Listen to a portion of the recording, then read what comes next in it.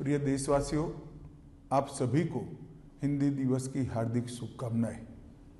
इस वर्ष का हिंदी दिन हम सब के लिए बहुत महत्वपूर्ण है, क्योंकि 14 सितंबर 1949 को भारत की संविधान सभा ने हिंदी को संघ की राजभाषा के रूप में स्वीकार किया था।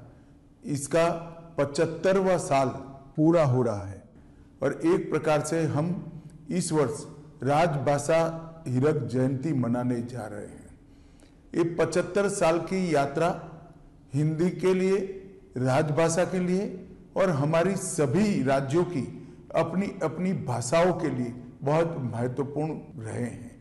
हिंदी ने कई उतार चढ़ाव देखे हैं, परंतु आज मैं इस मकाम पर खड़े रहकर निश्चित रूप से कह सकता हूं कि हिंदी और किसी स्थानीय भाषा के बीच में कोई स्पर्धा नहीं है। हिंदी एक प्रकार से सभी स्थानीय भाषाओं की सखी है, एक दूसरे के दो पूरक है। चाहे गुजराती हो, मराठी हो, तेलुगु हो, मलयालम हो, तमिल हो या बांग्ला हो, हर भाषा हिंदी को मजबूती देती है, हिंदी हर भाषा को मजबूती देती है। और इसीलिए आप हिंदी के आंदोलन को ध्यान से देखेंगे तो चाहे राजगोपालाचारी जी हो, महात्मा गांधी हो, सरदार वल्लभ भाई पटेल हो, लाला लाजपत राय हो, नेताजी सुभाष चंद्र बोस हो या फिर आचार्य कृपलानी हो, ये सभी एक प्रकार से नॉन हिंदी भाषी क्षेत्रों से आते थे।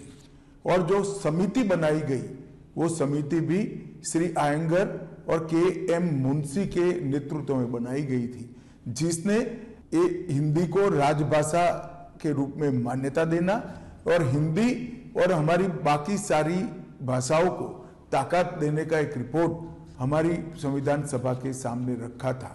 वो दोनों नेता नॉन हिंदी भाषी क्षेत्र से आते हैं और विगत 10 साल में मोदी जी के नेतृत्व में हिंदी को और स्थानीय भाषाओं को मजबूत करने के लिए ढेर सारा काम हुआ है।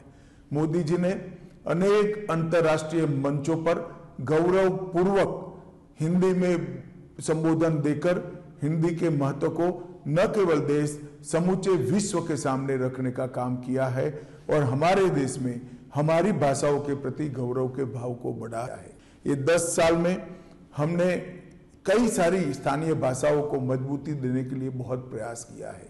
नई शिक्षा नीति में श्री मोदी जी ने प्राथमिक शिक्षा मातृभाषा में इसको एक महत्वपूर्ण स्थान देकर हमारी सभी भाषाओं को और हिंदी को एक नया जीवन देने का काम किया है। हमने ये 10 साल के अंदर कंठस्थ का टूल बनाया। हमने इस 10 साल के अंदर 4 रिपोर्ट सबमिट किए और हिंदी को सरकारी कामकाज में प्रमुखता से प्रस्तावित करने का काम हमने किया है। आने वाले दिनों में राजभाषा विभाग हिंदी से 8वीं अनुसूची की सभी भाषाओं में अनुवाद का भी एक पोर्टल लेकर आ रहा है, जिससे पत्र हो या भाषण, जिसका अनुवाद बहुत कम समय में आर्टिफिशियल इंटेलिजेंस का उपयोग करते हुए हम सभी भाषाओं में कर पाएंगे। मैं मानता हूं इससे भी हिंदी को और स्थानीय भाषा को बहुत मजबूती मिलेगी। और मैं आज फिर से आप सभी को कहना चाहता हूं कि हमारी भाषाएं विश्व की सबसे समृद्ध भाषाओं में है। हिंदी ही है जो हम सबको जोड़ने का काम करती है, हमारी सब भाषाओं को जोड़ने का काम करती है। और संविधान सभा की जो स्पिरिट थी कि एक स्वदेशी भाषा में सभी देश के नागरिक एक दूसरे के साथ संवाद करें, चाहे हिंदी हो, तमिल हो, तेलुगु हो, गुजराती हो। हिंदी को मजबूत करने से इस सभी भाषाओं में एक प्रकार का लचीलापन भी आएगा, समृद्धि भी आएगी और एक समाहितता के संस्कार के साथ सभी भाषाएं हमारे संस्कृति, इतिहास, साहित्य, व्याकरण और हमारे बच्चों के संस्कार को भी आगे बढ़ाएगी। अतः मैं सभी देशवासियों को अपील करना चाहता हूं कि हिंदी दिन पर आइए हम संकल्प करें, हिंदी को मजबूत करें, हिंदी के साथ साथ हमारी स्थानीय भाषा को भी मजबूत करें और राजभाषा विभाग का जो ये काम है ये काम को आपका समर्थन करिए। फिर से एक बार आप सभी को हिंदी दिन की बहुत बहुत शुभकामनाएं। आइए हम राजभाषा को मजबूत करें। वंदे मातरम।